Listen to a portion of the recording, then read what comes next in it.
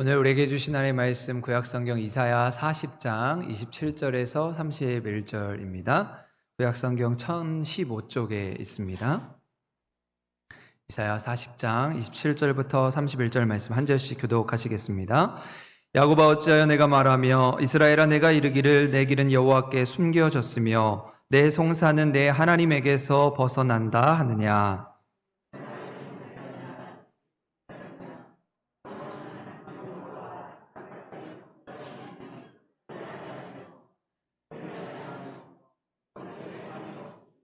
피곤한 자에게는 능력을 주시며 무능한 자에게는 힘을 더하시나니.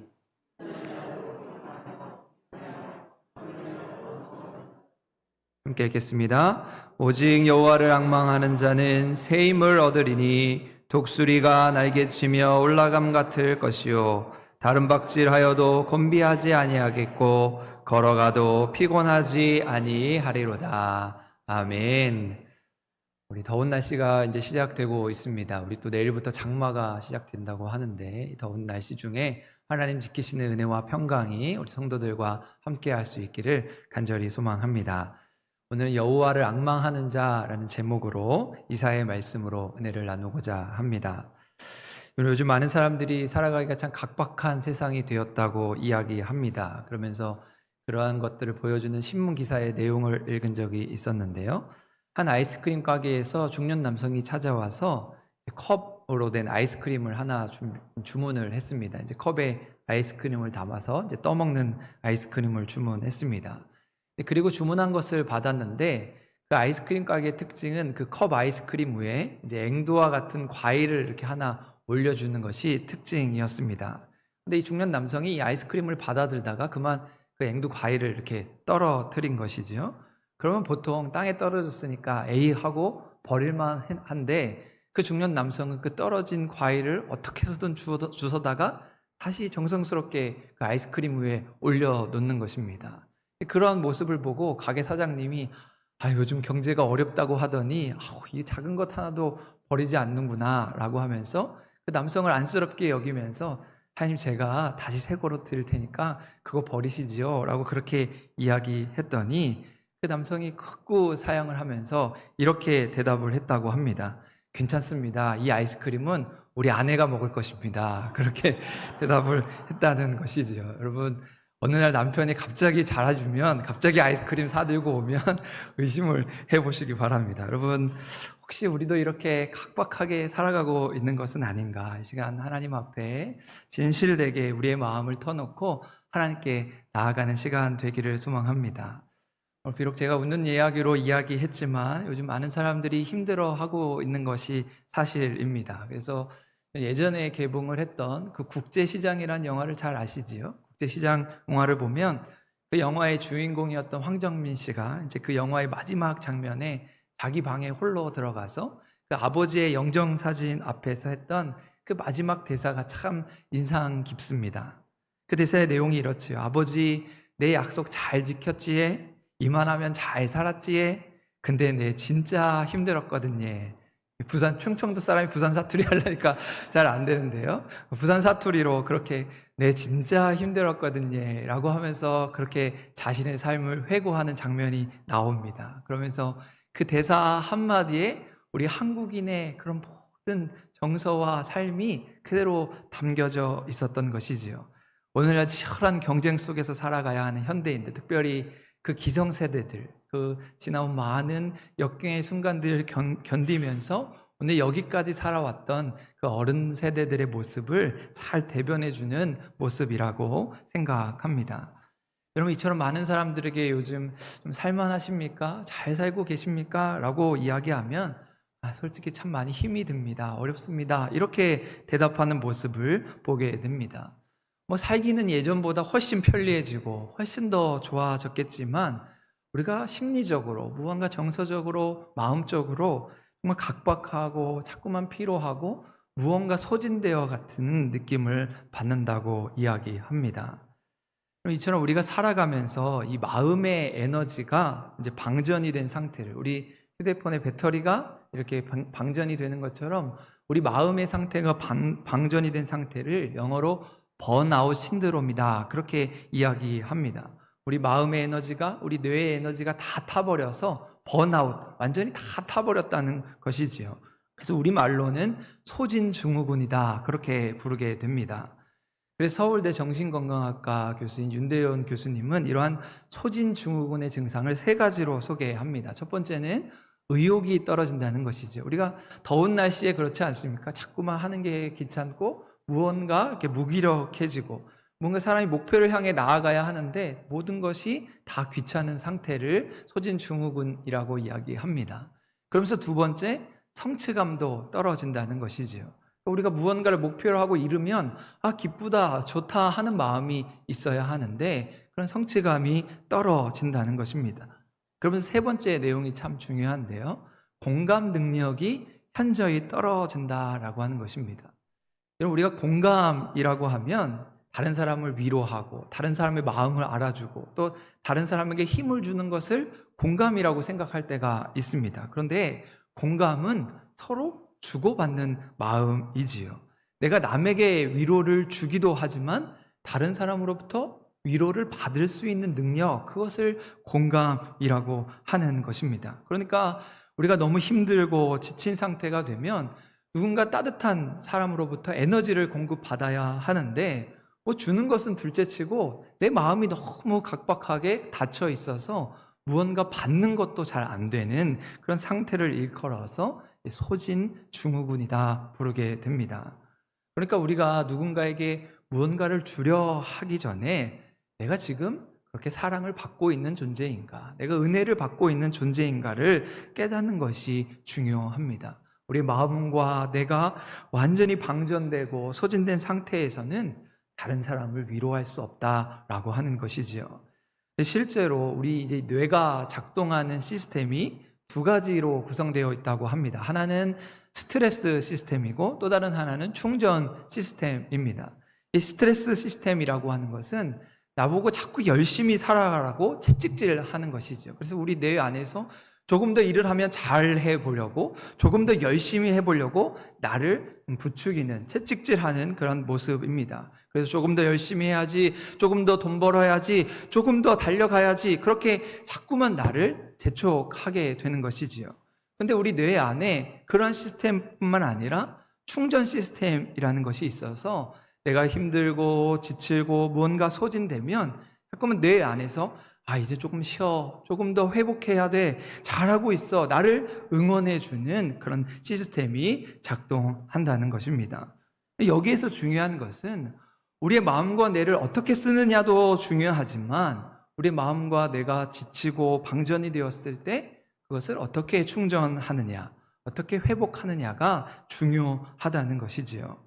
그러면서 윤대현 교수님이 소진증후군에 걸린 그 방전된 마음과 뇌를 회복할 수 있는 소위 치료 이론이라고 하는 것을 소개하는데 사실 대단한 것이 아니에요. 우리 삶에서 흔히 일어날 수 있는 일입니다. 첫 번째는 나를 촉촉하게 위로해 줄 수 있는 관계 자주 갖기. 그러니까 내가 힘들고 어려울 때 좋은 사람을 만나면 그 사람으로부터 내가 에너지를 받고 힘을 얻을 수 있다는 것이지요. 그러면서 두 번째, 자연과 교감할 수 있는 시간 갖기. 그래서 요즘 사람들이 여행을 가고 산책을 하고 또 자연과 함께 등산을 하는 일들이 많이 일어나지 않습니까?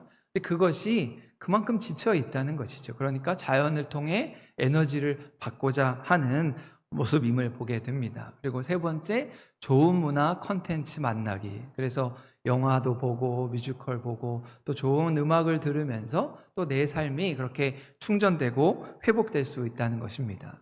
제가 이러한 이야기 3가지를 들으면서 이 3가지를 한 방에 해결할 수 있는 길을 찾았습니다. 그것은 한사랑교회 나와서 예배 드리는 거죠.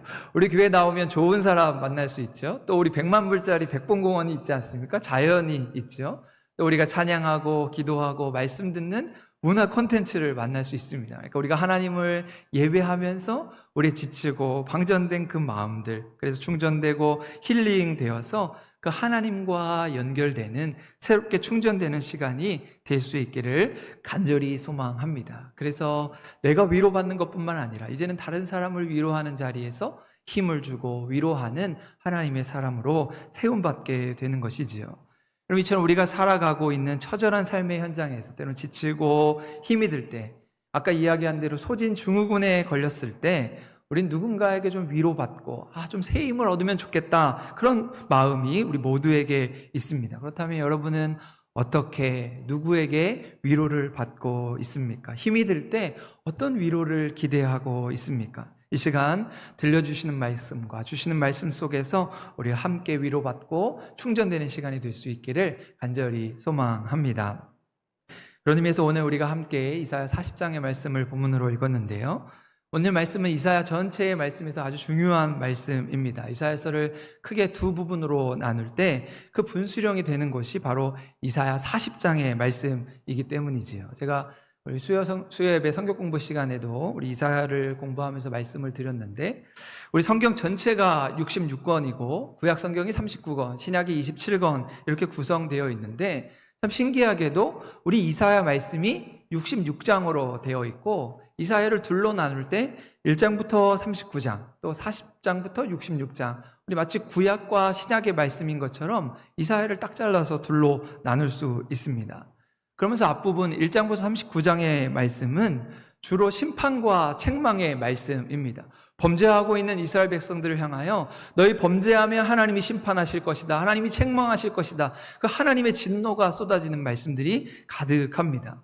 그런데 이어지는 40장에서부터의 말씀을 보면 그 새로운 이사야의 말씀은 그들에게 위로를 주고 소망을 주고 구원의 메시지를 선포하고 있는 것이지요. 앞부분에서는 삶의 기준을 정하고 율법에 따라 너희 그렇게 살면 안 된다라는 책망의 말씀이었다면, 그 뒷부분의 말씀은 그 상처나고 찢겨진 그 백성들의 마음을 하나님이 어루만져 주시고 그들을 회복하게 하시고 다시 일어나게 하시는 위로의 말씀, 메시아를 소망하는 말씀으로 이루어져 있습니다. 그러니까 이사야 40장에서부터는 그 이전까지의 절망과 탄식, 그 아픔의 세월들을 새롭게 하는 희망의 말씀이고 소망의 말씀이 시작되는 것이지요. 그러면서 오늘 우리 40장을 시작하는 1절 말씀, 우리가 읽지는 않았지만 그 40장 1절 말씀에 이렇게 되어 있습니다. 우리 화면을 한번 띄워주시겠어요? 우리 한번 화면을 보시고 40장 1절인데요, 같이 한번 읽도록 하겠습니다. 시작. 너희의 하나님이 이르시되 너희는 위로하라, 내 백성을 위로하라. 39장까지 계속 책망하고 안 된다, 그렇게 하면 벌 받는다 라고 말씀하시다 40장부터 내 백성을 위로하라고 이사야 선지자에게 말씀하고 있습니다. 비록 이스라엘 백성들이 70년이라고 하는 그 바벨론 포로의 고통의 시간을 보냈지만 이제 그 고난의 행군을 끝내고 이제는 하나님이 주시는 새로운 희망을 품도록, 새로운 삶을 기대하도록 하나님이 그들을 응원하시고 그들에게 힘을 주시고 그들을 함께 하시는 그 시작점에 있는 것입니다. 우리의 삶에 심판과 책망, 고난과 징계가 전부가 아니라 하나님 우리와 함께하고 계신다, 우리를 위로하고 계신다, 우리와 함께하고 계심을 기대하게 하시는 그런 말씀이 선포되고 있는 것이죠. 그리고 이스라엘 백성들은 이 말씀을 통하여 하나님의 참다운 위로를 경험하고 새로운 삶의 자리로 나아가게 된 것입니다. 상처받은 마음의 치유라고 하는 책에 보면 그 책을 지은 롬멜 목사님이 자신의 이야기를 소개하고 있습니다. 롬멜 목사님에게는 몇 명의 자녀가 있었는데 특별히 그 중에 아들 하나가 어느 날 큰 고민에 빠지게 되었습니다. 그러니까 몇 날 며칠 밥도 먹지 않고 시름시름 앓으면서 그렇게 슬픔 가운데 절망감에 사로잡혀 있게 되었습니다. 그러니까 아버지로서 그런 아들의 모습을 보고 너무 마음이 아팠습니다. 왜 우리 아들이 이럴까? 왜 이렇게 힘들어할까? 그런데 사실 아버지는 그 아들이 무엇 때문에 고민하는지, 저렇게 슬퍼하는지를 짐작으로 알고 있었습니다. 그래서 괴로운 아들에게도 왜 그러냐, 무엇이 문제냐라고 물을 수가 없었습니다. 왜냐하면 자칫 그렇게 묻다가 아들의 마음이 더 다칠까봐, 아들이 더 괴로워할까봐 아무 말도 못하고 함께 끙끙거리고 있었던 것이지요. 그러면서 아버지가 내가 이 아들을 어떻게 위로해 줄 수 있을까, 아들에게 어떻게 새 힘을 줄 수 있을까 고민하다가 어느 날 아들이 깊이 잠들었을 때 이제 그가 자는 방에 몰래 들어가서 그 아들 옆에 가만히 조용히 누웠습니다. 그리고 눈을 뜨고 천장을 보면서 그 옆에 있는 아들의 마음을 이해해 보려고 했던 것이죠. 내가 어떻게 이 아들을 위로할 수 있을까, 그렇게 생각해 보았지만 좋은 수가 없었습니다. 그래서 그냥 누워 있다가 아침에 나온 것이지요. 또 다음날 아들이 자는 방에 들어가서 옆에 누웠습니다. 아무 말도 하지 않고 그렇게 누워 있다가 나오기를 여러 날을 그렇게 하면서 때로는 아들과 함께 밤을 지새우면서 아들 옆에 있었던 것이지요. 그런데 아들은 자고 있었지만 그럼에도 아버지가 들어와서 자기 옆에 누워 있다는 것을 알고 있었습니다. 그러면서 말없이 자기 옆에 누워있는 그 아버지의 마음을 아들이 느낀 것이지요. 아버지가 지금 나 때문에 이렇게 괴로워하고 있구나. 내가 힘들어하는 것을 보면서 지금 내 옆에 누워있구나 라고 하면서 아들은 용기를 내기 시작합니다. 이 세상에 내가 혼자가 아니구나. 내가 이렇게 힘들 때 나를 위로해주는 아버지가 내 옆에 있구나 라고 하는 사실을 깨달으면서 그 아버지의 공감으로 힘을 얻고 용기를 얻어서 마침내 그 고민을 떨쳐내고 새로운 일을 시작했다고 하는 이야기입니다. 여러분, 우리의 삶의 진정한 위로가 무엇이겠습니까? 여러분 살아가면서 어떤 위로를 기대하고 어떤 위로를 하면서 살아가고 있습니까? 돈으로 되는 것입니까? 아니면 힘으로 되는 것입니까? 우리 사람에게는 바이오 리듬이라고 하는 것이 있죠. 우리 예전에 그 바이오 리듬 치수해서 핸드폰이나 또 조그만한 기계를 통해서 그런 것들을 많이 이렇게 측정을 했습니다. 사람이 태어난 날로부터 해서 신체, 감성, 지성 이런 지수들이 있어서 어떤 날은 사람이 이렇게 기분이 좋아지는 반면에 어떤 날은 그런 바이오 지수가 낮아서 기분이 나쁘고 무엇을 해도 힘들고 어려운 그런 시간을 보내게 된다고 이야기합니다. 그럼 이처럼 우리의 삶에는 좋은 날이 있는 반면에 나쁜 날이 있기 마련인 것이지요. 반대로 생각해 보면 어떤 사람도 한없이 좋을 수만은 없고 또 어떤 사람도 한없이 나쁠 수만은 없다는 것입니다. 우리의 삶에 굴곡이 있어서 좋을 때가 있으면 나쁠 때가 있고 나쁠 때가 있으면 좋을 때가 있다는 것이죠. 여러분 신앙생활도 마찬가지입니다. 어떨 때는 정말 뜨거운 믿음을 가지고 하나님의 큰 은혜를 경험한 것 같지만 어떨 때는 마치 하나님이 어디론가 사라져버린 것 같은 그 사람의 말 한마디에 실족하고 넘어지는 그 연약한 우리들의 모습을 발견하게 됩니다. 여러분, 이처럼 사람의 리듬은 사이클의 형태로 높낮이를 나타내고 있습니다. 그러면서 그 사람의 리듬이 아주 극도로 다운된 상태를 신학적으로 절대 절망이라고 합니다. 사람의 리듬이 더 이상 내려갈 수 없을 정도로 가장 바닥을 친 상태를 그 절대 절망의 순간이라고 이야기합니다. 아마도 우리가 살아가면서 가장 힘들었던 순간, 가장 어려웠던 순간을 일컫는 말처럼 보여집니다. 여러분, 그런데 반대로 생각해 보면 이 절대 절망의 순간, 가장 바닥을 친 순간은 어찌 보면 소망의 반등의 시점입니다. 이제 너무나 힘들고 어려운 시대를 살아서 이젠 더 이상 내려갈 수 없을 정도로 힘든 시대를 살았다면 이제는 반대로 올라갈 일만 남게 된 것이죠. 이제 더 이상 내려갈 곳이 없으니 이제는 새롭게 올라갈 소망이 우리를 기다리고 있는 것입니다. 그런데 사람들은 이러한 순간에, 이런 힘들고 어려운 순간에 소망을 갖기보다는 그 절망의 늪에 빠져서 헤어나오지 못할 때가 많이 있습니다. 그리고는 그 연약한 믿음을 가지고 하나님을 원망합니다. 하나님이 내 사정을 들어주지 않는다고, 내 원통함을 알아주지 않는다고 불평하는 것이지요. 오늘 말씀 27절에 보면 이스라엘 백성들도 그러했던 것 같습니다. 오늘 27절 말씀인데요. 27절 말씀 한 번 더 같이 읽겠습니다. 시작. 야곱아 어찌하여 내가 말하며 이스라엘아 이르기를 내 길은 여호와께 숨겨졌으며 내 송사는 내 하나님에게서 벗어난다 하느냐. 여러분 똑같은 말씀을 한번 화면을 다시 한번 띄워주시겠어요? 화면을 보시고 우리 다른 번역본 성경으로 들어보시기 바랍니다. 이스라엘아 어째서 너는 여호와께서 내 고통을 보지 않으며 내가 원통한 일을 당해도 무관심하다고 불평하느냐. 이 똑같은 말씀을 현대인의 성경에서 이렇게 새롭게 번역을 하고 있습니다. 그러니까 이스라엘 백성들이 고통당하고 원통한 일을 당한 가운데 하나님이 무관심하다고, 하나님이 내 기도를 들어주시지 않는다고 하나님 앞에 하소연하고 있는 모습을 말씀하고 있습니다. 여러분, 이처럼 우리는 어려운 순간에 너무나도 쉽게 하나님으로부터 돌아서는 것을 보게 됩니다.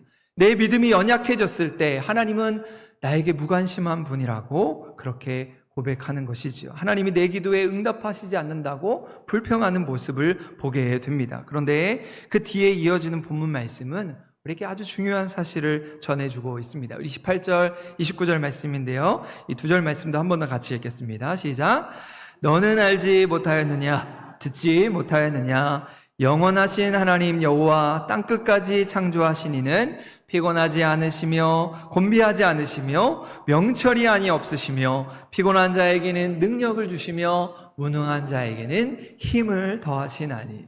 비록 이스라엘 백성들은 그렇게 불평하고 원망했지만 너희 하나님이 어떠한 분이신지를 알라고 이야기합니다. 그러면서 여호와를 앙망하는 자에게 새 힘을 주시겠다고 말씀하고 있습니다. 너희가 그렇게 지치고 피곤하고 무기력하여져 있을 때 너희 상황만 보지 말고 너희 힘만 의지하지 말고 하나님을 바라보고 하나님을 구하고 찾으면 그 하나님이 너희에게 새 힘을 주신다고 말씀하는 것이지요. 그리고 우리가 앞부분 26절에 보면 우리가 읽지는 않았지만 그 하나님이 어떠한 분인지를 이야기합니다. 너희는 눈을 높이 들어 누가 이 모든 것을 창조하였나 보라. 주께서는 수요대로 만상을 이끌어내시고 그들의 모든 이름을 부르시나니 그의 권세가 크고 그의 능력이 강함으로 하나도 빠짐이 없느니라.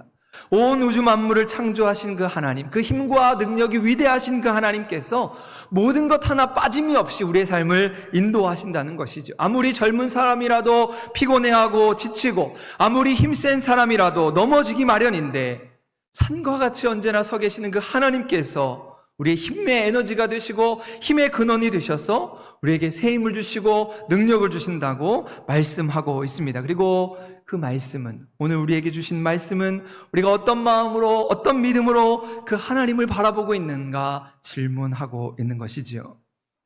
그럼 사실 이사야 선지자가 오늘 40장의 말씀을 통하여 전하고자 하는 희망의 메시지는 앞서 말씀드린 바와 같이 이스라엘 백성들이 바벨론 포로에서 해방되는 것이었습니다. 더 이상 나라 없는 슬픔, 타국에서의 포로 생활은 없을 것이다. 하나님이 이제는 완전히 너희를 회복하실 것이라는 소망의 말씀이었던 것이지요. 그럼 이스라엘 백성들은 70년 포로 생활을 하면서 너무나도 지쳐 있었을 것입니다. 아수르가 침공하고 북이스라엘이 멸망하면서 또 바로 거기에 이어서 바벨론이 침공을 했습니다. 그리고 그 바벨론에 이어서 포로로 끌려가면서 그 처절함과 투정의 시간 속에서 하나님이 그들을 떠나버린 것 같은, 그 하나님의 영광이 사라져버린 것 같은 시간들을 보냈습니다. 그리고 그 포로 생활을 지내면서 그들에게 들려준 메시지는 온통 심판과 진노와 책망의 말씀이죠. 너희가 잘못했기 때문에 이렇게 벌을 받는 것이다. 하나님의 심판의 메시지가 그들에게 끊임없이 들렸을 것입니다. 그런데 오늘 이사야 40장의 말씀을 통하여 그들에게 희망의 메시지가 선포되고 있습니다. 지쳐있는 이스라엘 백성들에게 너희가 이것이 끝이 아니다, 새로운 아침이 기다리고 있다는 그 희망의 메시지, 소망의 메시지가 들려온 것입니다. 그리고는 그 희망의 메시지에 조건이 하나 붙어 있지요. 그것은 여호와를 앙망하라, 여호와께 돌아오라. 그러한 자에게 하나님이 새 힘을 주시고 새 능력을 주시고 새로운 시대를 열어가겠다고 말씀하고 있습니다. 그러할 때 여호와를 앙망하는 자에게 하나님이 새 힘을 주시는, 독수리의 날개치며 올라간 같은 더 이상 지치지 않고 피곤하지 않는 새 힘을 주시겠다고 오늘 31절에서 말씀하고 있습니다. 오늘 읽었던 31절 말씀인데요, 우리 마지막 절 말씀 한 번 더 같이 읽겠습니다. 시작. 오직 여호와를 앙망하는 자는 새 힘을 얻으리니 독수리가 날개치며 올라감 같을 것이요 다른 박질하여도 곤비하지 아니하겠고 걸어가도 피곤하지 아니하리로다. 아멘. 너무나도 우리에게 힘이 되는 말씀이죠. 여호와를 앙망하는 자에게 새 힘을 주시겠다고 주님 말씀하고 있습니다. 여러분, 여기에서 앙망이라는 것은 우러러보다, 사모하다, 시선을 고정시킨다는 뜻을 가지고 있습니다. 그러니까 우리가 하나님을 향하여 사모하는 마음으로, 하나님을 바라보는 마음으로 우리의 시선을 하나님께 고정할 때 하나님 우리에게 새 힘을 주신다는 것이지요. 새끼새가 어미새를 향하여 주둥이를 쳐들고 짹짹짹 하면서 그 어미만을 바라보고 있는 것처럼 하나님을 향해 우리의 시선을 고정시키고 하나님을 바라보고 앙망하라는 말씀입니다. 그럴 때 주님 우리에게 새 힘을 주신다고 말씀하는데, 여기서 새 힘을 주신다는 말씀은 우리의 힘을 바꾸어 주신다는 것입니다. 우리의 육체적인 것으로, 경제적인 것으로, 정신적으로 우리가 이 어려움에서 벗어나려고 발버둥 칠 때 그럼에도 불구하고 안 되는 일을 하나님이 바꾸어 주신다는 것이죠. 우리의 해결되지 않은 문제를 하나님이 해결해 주신다는 것입니다. 그래서 간혹 제가 아동부 아이들에게 설명할 때 이런 비유를 씁니다. 여러분, 이 종이 한 장은 너무나 가냘프고 너무나 힘이 없어 보이지만 이 종이가 두꺼운 책이나 두꺼운 철판에 붙어 있으면 큰 능력을 가지게 되는 것이지요. 여러분, 우리는 종이처럼 너무나 가냘프고 힘이 없는 존재이지만 우리가 하나님께 붙어 있을 때 그 하나님의 힘으로, 하나님의 능력으로 바꾸어지는 은혜를 경험하게 되는 것입니다. 그러면서 오늘 말씀에 이 여호와를 앙망하는 자는 독수리의 날개침 같을 것이라고 말씀합니다. 이 말씀에 참 특별한 의미가 있다고 생각하는데요. 여러분, 독수리는 새들 중에 왕 중의 왕이라고 불려집니다. 아주 날카로운 발톱과 예리한 눈, 특별히 큰 날개를 가지고 창공을 나르는 아주 위험 있는 새로 알려져 있습니다.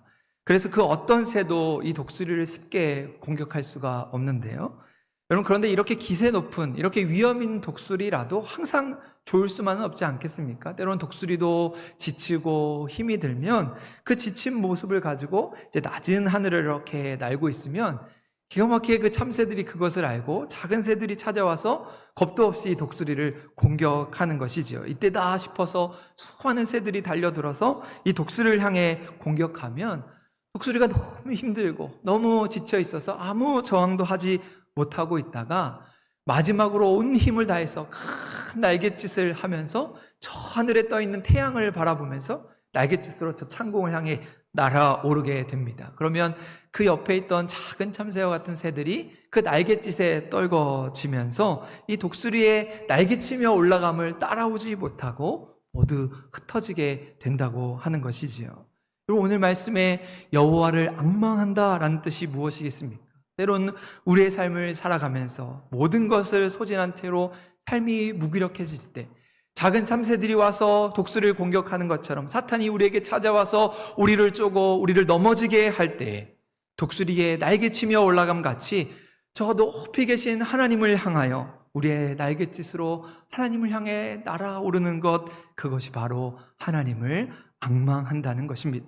날마다 하나님을 우러러보며 사모하는 것, 바로 이것이 여호와 하나님을 앙망하는 것이지요. 그래서 지난 주일에 말씀에서 우리가 살펴보았듯이 시편 기자는 이렇게 고백하지요. 하나님이여 사슴이 시냇물을 찾기에 갈급한 같이 내 영혼이 주를 찾기에 갈급하나이다. 여러분, 시편 기자는 이 하나님을 바라본다, 하나님을 앙망한다는 것에 그 목마른 사슴과 같은 어떤 간절함을 더해주고 있습니다. 그냥 하나님을 바라보고 하나님을 찾는 것이 아니라 하나님이 아니면 안 되는 그 심령이 가난한 자가 되어서 정말 갈급한 마음으로 생명을 구하는 마음으로 하나님을 찾고 하나님을 구하고 있는 것이지요. 성경에서 이런 간절함을 잘 보여주는 사람이 야곱이라고 생각합니다. 야곱이 형 에서를 만나기 위해서 야복 강가에 섰을 때 가족들을 먼저 보내고 그는 강가에 서서 하나님께 기도하고 있습니다. 그가 당한 그 문제의 실타래를 풀기 위해서 그 하나님 앞에 간절히 기도하는 모습을 성경은 천사와 씨름했다라고 표현하고 있습니다. 밤이 새도록 천사와 씨름한 후에 이제 천사가 그만 가려고 하는데 야곱은 그 천사를 놓지 않고 끝까지 그를 붙들면서 하나님께 기도하고 있습니다.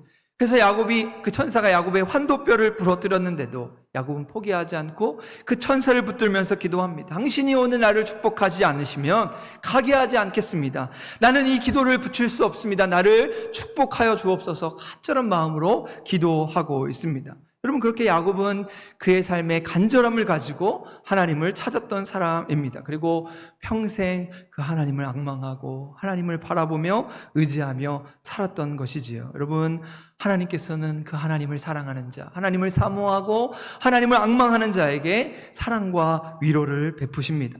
하나님을 앙망하는 자에게 새 힘을 주신다고 분명히 말씀하고 있습니다. 여러분, 하나님이 주시는 새 힘이라는 것이 무엇이겠습니까? 때로 우리가 살아가면서 정말 모든 것이 소진되고 방진되었을 때, 소진 죽음이 찾아와서 의욕이 없어 힘들고 지칠 때 그 하나님을 앙망할 때 하나님 우리의 삶을 충전시켜 주신다는 것이지요. 그래서 시편 107편 9절 말씀에 보면 이렇게 이야기합니다.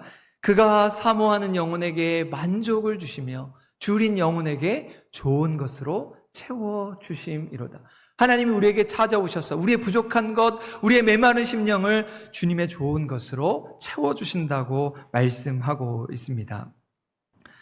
여러분, 저수지나 호수에 가면 이제 오리들이 이 무리를 지어 떼를 지어서 이렇게 물에 떠다니는 것을 보게 됩니다. 그러면서 이제 오리는 이 깃털이 있는데, 제가 오리들을 보면서 오리들은 어떻게 저 깃털이 물에 빠지지 않고 저렇게 잘 헤엄쳐 다닐 수 있을까 생각을 해보게 됩니다.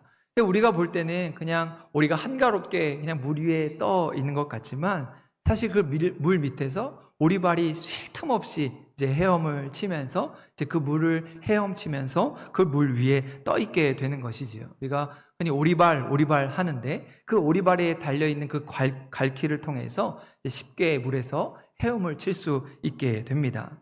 그러면서 이 오리가 깃털을 가지고 이 물에 빠지지 않고 이 물에 유유히 떠서 헤엄을 칠 수 있는 비결은, 또 하나의 비결은 표면의 장력 때문입니다. 사실은 이 오리의 털은 쉽게 물에 접기 마련인데, 그가 가지고 있는 그 장력을 이용하는 것이지요. 특별히 이 오리의 꼬리 부분에 보면 이 기름이 나와서 이제 오리가 이 날갯짓으로 끊임없이 자기의 깃털을 그 기름으로 바르는 것을 보게 됩니다. 그러면 이 물과 기름에 장력이 생겨서 이 오리가 물에 빠지지 않고 그 물에 유유히 떠서 헤엄을 치면서 이제 그렇게 다닐 수 있다는 것이지요. 여러분, 오늘 우리도 성전에 나와서 예배하면서 오늘 우리의 삶에 그 성령의 기름을 바르고 목마른 사슴처럼 하나님을 사모하면서 우리의 영혼에 좋은 것을 채우시는 그 하나님의 은혜를 경험할 수 있기를 간절히 소망합니다. 끊임없이 성령의 기름을 내 삶에 채우고 세상의 물결에 빠지지 않도록, 근심과 걱정에 빠지지 않도록 오직 여호와 하나님을 앙망하는 자로 살아가는 우리 모두가 될 수 있기를 주님의 이름으로 간절히 소망합니다. 여러분, 우리가 살아가면서 항상 좋을 수 있을만은 없습니다. 때론 지치기도 하고 내가 계획한 대로 잘 안 되기도 하고 넘어지기도 하고 낙심하기도 합니다. 그러나 하나님은 그러한 우리를 위로하기를 소망하십니다. 또 우리가 그렇게 하나님이 주는 새 힘을 받고 이제는 또 다른 하나님의 대리자로 내가 받은 은혜, 내가 받은 새 힘을 가지고 다른 사람을 위로하고 다른 사람에게 새 힘을 주는 그 하나님의 사람으로 세움받기를 소망하는 것이지요. 그렇게 오직 위로는 하나님과의 관계에서 시작되는 것입니다. 하나님 앞에 나와 하나님과 나와의 바른 관계를 맺을 때 비로소 하나님의 위로가 시작되는 것이지요. 이 시간 우리 모두가 그렇게 여호와 하나님을 앙망하는 자가 되어서 하나님께 기도하며 성령의 기름을 내 삶에 바르고 모든 환난 중에 있는 자들을 위로하시는 그 하나님의 위로하심으로 새 힘을 얻고 더 크고 멋진 인생을 살아가시는 우리 모든 한사람교회 믿음의 성도가 될 수 있기를 주님의 이름으로 간절히 축원드립니다. 기도하시겠습니다.